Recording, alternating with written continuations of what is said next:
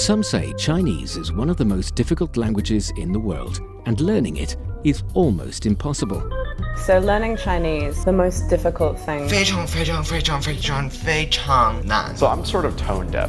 I can't really hear them. I think the cultural mindset is the biggest complication for The us. grammar. 知吃思诗都还难 It's just complicated. So much. Only because you're not learning it in the right way. Why not try Takeaway Chinese, where you can take some Chinese away and experience progress day by day. Takeaway Chinese, we will promise you a difference.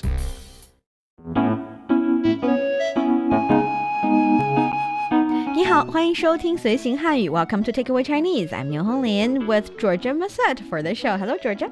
Hello everyone, I hope that everyone is having a great day. Great to have you as always. Georgia is currently still a student, right? So you have a lot of free time. How do you usually spend your free time? By saying a lot of, I mean I don't really mean a lot of, but more than those of us who are working. Yes, definitely. Well, I've been into knitting recently and crocheting things for my family. My mother is asking for a lot of tops, bags, and this is actually my hobby. I tend to change hobby every couple of months. Oh, that's cool. And you mentioned doing the crocheting for your mom. Yes, exactly. Oh, that's very nice. Do you spend a lot of time with your family though? Because I remember when I was a student, I do have a lot of holidays, summer holiday, winter holiday, and then different holidays or different festivals. But I didn't used to visit my family too much because, I was finally free from a lot of schoolwork and I had chance to go travel around to spend time with my friends. But when I started to, start a family in a different city and having kids and having little or fewer and fewer chance to go back to my hometown and visit my parents, I actually started to wanted to and do that more often because families are very, very important and you want to spend time with them. I completely agree with you, and I feel like I've been going through the same pattern. I would say I've been traveling a lot through the last years, and I want to say that as soon as I can, I go back home, but it's not the truth. I try to go as much as I can, though, because family is very important to me too. But at the same time, traveling and spending time with friends is also important. And I try to go home every 3 to 4 months, which is not a lot. And since it's my hometown, I also have not only my family to spend time with, but it's making me feel sometimes guilty not to spend a lot of time with them. That's actually very interesting because I do believe there are definitely differences, maybe subtle differences, maybe differences in details, but there are definitely differences when it comes to how people spend time with their family members and what is their, for example, family values. Because of different background and different culture and different rituals even for different people in different countries. And that would be a very interesting topic to discuss for Takeaway Chinese. And that is actually the theme of this episode. So for our dear listeners, if you're interested in Chinese culture and you want to get a grip on the Chinese language, then this is the show for you. Stick with us for 30 minutes and you soon see the rewards. And for more fun Chinese learning, follow our Facebook page, Learn Chinese, to watch many fun videos and live streams. But now, let's provide you with some free Chinese for takeaway. 放暑假了，你准备回国吗？是啊，我想回去看看我的家人。你呢？我也准备回老家陪陪爷爷奶奶。我曾经以为咱们的家庭观念很不一样，现在看来也差不多嘛。See, I think that's basically the same conversation that we had. Yes, totally. I can see myself having this conversation. Yes. So, for the first sentence, 放暑假了，你准备回国吗？ Are you going back to your home country for summer vacation? So, 放假. 放假 during vacation? Yes, actually 放假 is like the vacation is about to start. And 暑假 here actually is... Summer vacation? Summer vacation. How about winter vacation? 寒假. Perfect. So we know that when we say summer vacation, winter vacation, it's because it's the summertime and winter time. And in Chinese, actually, instead of using the time reference to name the holidays, we actually use the reasons we have the holidays. So for summer holidays, we usually think it's because it's too hot to study. So we have a vacation, and 暑 means very, very hot. So 暑假 is like saying to stay away from the extreme heat. You are now given a vacation. So that's 暑假. And same logic goes to 寒假. Han is cold. So 寒假 is, it's simply too cold for you to stay in school and stay in the classroom and study. Go, enjoy yourself. So it's a vacation for the coldness. Oh, that's so nice. I never thought of it this way, and it's such a good way of explaining the reasons why we stay home. Yes. And it's actually the reason in the beginning, I think. And I think actually it is the reason for people to start having these summer vacation and winter vacation. I mean, now with the development of technology, you have air conditioner, you have central heating system. You do not really have to move your schedule around just because of weather, but still, it's nice to have these vacations as a student. So here, let's keep it this way. Yes. So that's 放暑假了. And also 放假 is a word for vacation time. Actually, 放 carries a little bit of starts or being given kind of feeling. So 放 is the verb kind of character in the word, whereas 假 is the holiday. It's the noun kind of character in the word. So if people want to ask, has your vacation started? They would say 放假了吗? So if 放假 is only a noun, then definitely that's not a sentence, but 放假 is actually a verb. So is the starting vacation started? A little bit like that. Okay. So that's 放假, and here 放暑假 or 放寒假. 你 You 准备 to get ready. To get ready or plan to. What is another way to say plan to? 计划. Yes, 计划, that's the word. 计划would mean plan to do something. So you can say 准备, get ready for something, or 计划, plan to do something. 计划准备. And 回国. To go back to your hometown. Or home country. Actually, 回 is go back to, return. Yes. And 国 is the country. So 回国, go back to your home country. 准备回国吗? Are you going to do that? 是啊，我想回去看看我的家人。你呢? Yes, I want to go back to see my family. How about you? Yes. So 是啊. 是啊, yes. Can I say 对? Yes. Yes. 我 I 想 want to 回去 go back to. So we know 回国 is go back to the country, so go back to the home country. You can also say 回家, go back home, or 回乡, it's go back to your hometown. So 回乡, yes. 看看 kànkan, to see. To see, to look at. I know it's weird if you say I want to look at my family, but 看看 actually carries the meaning of visiting as well. So I want to visit my families. And here, 我的家人 is the family members of mine. So 我的 my 家人 family members. 你呢? 我的家人. Yes, 我的家人. 你呢?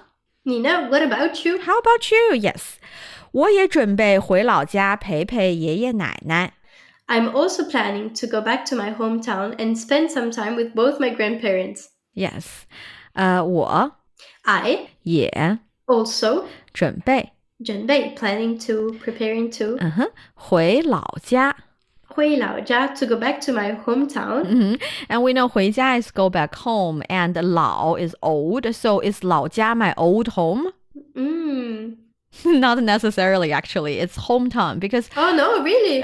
Because if it's your old home, then you must have lived there for a while. It's kind of like your old place that you lived. Whereas 老家 actually here means your hometown.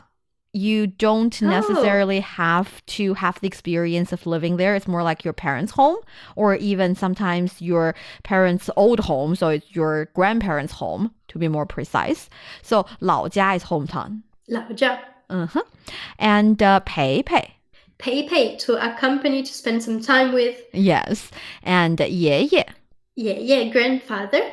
奶奶 Grandmother. Yes, even though we translate them that way, actually 爷爷 means your father's father. 奶奶 would be your father's mother.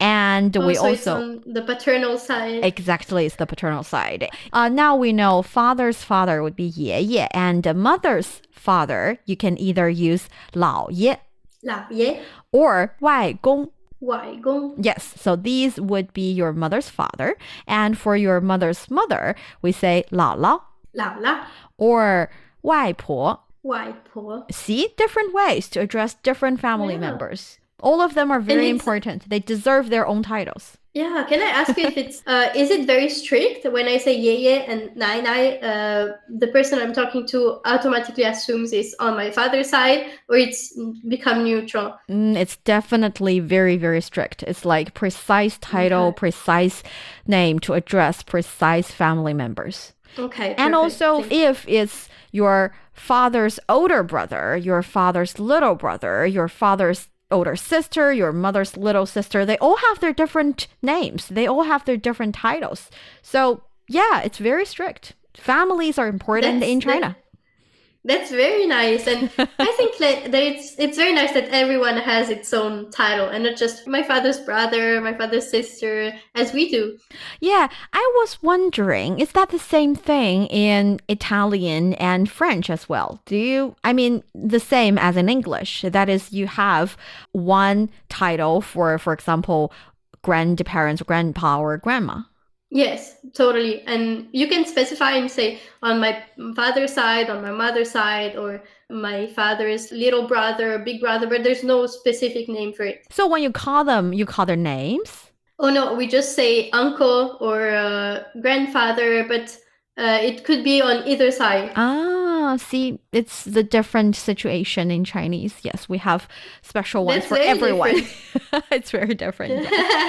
And it's hard if you're learning Chinese. It's a little bit hard. One thing that's logical is that, for example, if your mom, let's say, is the oldest girl in the family, and she has, let's say, 3 little sisters, then the 3 little sisters would all be your yǐyì. But you can still separate them by saying 二姨, 三姨, something like that. So the second 姨 and the third 姨, something along that line. So they're still separated. They're still separated. You have different ways to address them for each and every one. Okay, so that's... There's one for everyone. You know, there's an app. I think it's a mini app or even just an app that would tell you how to address your family member if you just type in or put in the relationship you have with them. For example, they're my father's second cousin's grandparents' second daughter, something like that. They'll tell you how to address them. There is different ways to address different family members. That's so interesting. Also, if you're a foreigner, it's a very nice way of learning how to address family members. Not only foreigners. For native Chinese speaker like myself, I need that calculator as well. One is really, really complicated, like the example I gave. Wow. I mean, definitely. So yeah, it's a funny thing though. We can talk about it a bit later in a different episode. I think I would like to find that app and introduce it and try to test it and see how it works. Yes, I would love to do that. And then in the conversation we have, 我曾经以为咱们的家庭观念很不一样，现在看来也差不多嘛。I used to think that our family values were very different, but now it seems that they're actually quite similar. Yes, so I 曾经 céngjīng, once, in the past. In the past, actually, if you have the word 曾经 in a Chinese sentence, you're basically saying the situation is no longer what's described in the sentence anymore. It's like formerly. It's no longer the same situation you're suggesting with 曾经. Yes. So once I thought that, but then it changed. Okay, it makes sense. Yes, it definitely has to already changed for you to use the word 曾经. For example, I can say 他曾经是我老板. He once was my boss. Yeah, he used to be my boss. Not anymore. 这里曾经是一个学校. Here there was a school once. Okay, Yes. so it's not there anymore. Not there anymore. Okay, so how about their family once had lots of money, but not anymore? Wonder what happened. 他们家曾经有很多钱。 Yes, yes. So see, the idea is once you're using 曾经, you're saying it's no longer what's described in the sentence. Okay, now I understand it. Yes. 以为 To think. 咱们 咱们 our. 咱们的 our 家庭观念 The concept of family, the value of family. Yes, actually we know 观念 is concept, is attitudes toward a certain thing. And it's like a series of attitudes. It's a system of attitudes. So for example, 时间观念, time attitude, it's your attitudes towards time. It's about punctuality, whether or not you arrive 5 minutes in advance, whether or not you expect others to do the same. That's your 时间观念. It's your time-related concept. It's a system of things. It's not just one article of concept, mostly. And of course, we say 爱情观, so your value or your understanding about love. And 家庭观念 definitely is your family values. What do you value the most for the family? What do you think about different roles and different responsibilities of different family members? Something along that line. So it's a basket of values, of understandings, of principles you hold towards one thing. That'll be 家庭观念, 世界观, 人生观, or 爱情观. It's that way of forming the word. Okay, Guānniàn, it's very interesting, and I think it's one of the keywords since we like to explore different countries and cultures and see the difference of the concept, for example, of time, of family. We could use that a lot. Yes, yes. We know 家庭 is family, and if we separate or if we put apart 观念 into these two characters, 观 carries the meaning of look at, 念信念, 理念, that'll be your idea. So how you look at it and what is your belief about it. So that's 观念. 观念. 很不一样. 很不一样. Really not similar, completely different. Yes, very different. 现在 Now. 看来 It seems like. Can I say 看起来? It looks like, yes. Yes, I can say 看起来. And actually, you can use 看来 not only to use it as it seems like, apparently. You can actually use it to start a sentence. And when you're using 看来 or 看起来 to start that sentence, you're trying to give your understanding of the situation. For example, 都这么晚了，看来他不会来了。It seems like he's not coming. It's already so late. Yes, this is really late. I think my feeling is that I guess it seems like currently he's not coming. So it's a little bit of the current situation, a little bit of your own judgment, something along that line. I can also say 看来我们来晚了，队伍排得这么长。It seems like we are late. The line is so long. Yeah, so judging by the situation, it seems like this. How about you come up with a sentence? Say, now it looks like things aren't that bad. 现在看来事情没那么糟. Perfect. See, it seems that it's not that bad. So 看来. So 现在看来 here in the sentence, 也 also 差不多. 差不多, they're not different. There's Not that a different. lot of different. Yes, yes. Okay, so that's the conversation. How about we give it a go? Of course. You can start. 放暑假了，你准备回国吗？是啊，我想回去看看我的家人。你呢？我也准备回老家陪陪爷爷奶奶。我曾经以为咱们的家庭观念很不一样，现在看来也差不多嘛。You're listening to Takeaway Chinese with myself, Niu Honglin, and Georgia. We would love to hear from you. Send us your thoughts via email to learnchinese@cri.com.cn. Coming up next, let's talk about the family values. 我们来聊一聊家庭观念.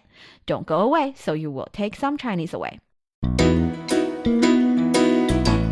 Welcome back to Takeaway Chinese. I'm Niu Honglin, joined by Georgia Masset. Actually, in the conversation, we already agreed that family value is more of an umbrella word because there are different types of values and different understandings about different things, and definitely there would be differences. detailed differences or differences in nuances when it comes to ways to understand the family members' roles, families' responsibilities and stuff. So let me ask you this, Georgia, because in China or in the Chinese society, for some adults, when they are graduated from college and ready to start a job, yet don't have that much money to do so, they'll still live with their parents. Is that common in your society or culture as well? Well, I would say for Italy, I would say that Italy stands a little bit aside from mostly of the northern, especially European cultures and family values, and it's completely normal. And there's this joke where we tell where there's this image of boys and men, also grown-up men, very, very attached to their mothers and still living with their mothers and putting their mothers as the most important woman of their life, even when they're married or in a relationship. Yes. And it's extremely common, actually. It's not that common in China, actually. And also, if someone is like that, it believes that their mother is the most important woman in their life, then I'm not really sure if they'll say it out loud to the potential dates. Oh, really? I heard it say a lot of time. And sometimes there's also some challenges between the mother and the potential date or the new girlfriend or wife. And they're in competition somehow on who's more important. And it's a very ongoing competition throughout the whole marriage. Wow, I think it's the same situation in some families, but definitely not the majority of families. But there is this one thing, because I think when it comes to family values, it's changing as well. It's a dynamic situation, which is why I feel like previously in China, there are more big families. Like you live with your kids and your parents and even your grandparents, and this big family live together, support each other. But with the development of urbanization, we are looking at more and more smaller families. Only the parents and the kid, and the small family would be the smallest unit of families, whereas they would visit their parents and maybe grandparents in holidays, but they don't live together as a, living arrangement. Is that the same situation in Europe, for example? Actually, yes. I think that until not that long ago, maybe 40 to 50 years ago, it was completely normal to live as a very big family. So when grandparents started to get a little bit older, they would move in with their children for them to take care of them, and also for the granddaughter or grandchildren to take care of the grandfather or the elders of the family. This is something that's not really happening anymore. Maybe elders feel more like a burden to their family and they try to live alone or to go into retirement houses that are becoming more and more popular. But definitely in the past, it was something completely normal. Yeah, this is also quite interesting. One common myth that Chinese people hold to, for example, people living in America, the United Kingdom, or Europe, is that we believe that once you turn 18, once you turn to an adult, you would be kicked out of the house, kicked out of the family, and be yourself and be independent. You've already solved that question of mine. That's not happening, and a lot of young adult, even not that young adult, are still living with their parents and very attached to their parents. So you answered that question of mine. But another question that we often discuss here in China is that a family, even though we say there are more and more small families now in the society, supporting themselves, when it comes to major issues such as purchasing an apartment, for example, or sending out the kid to, for example, overseas education, which requires a relatively large amount of money, the entire family would still stand together, have a meeting, and maybe raise the money for that major purpose. That is the major decision that's made by the entire bigger family, and they would even, help.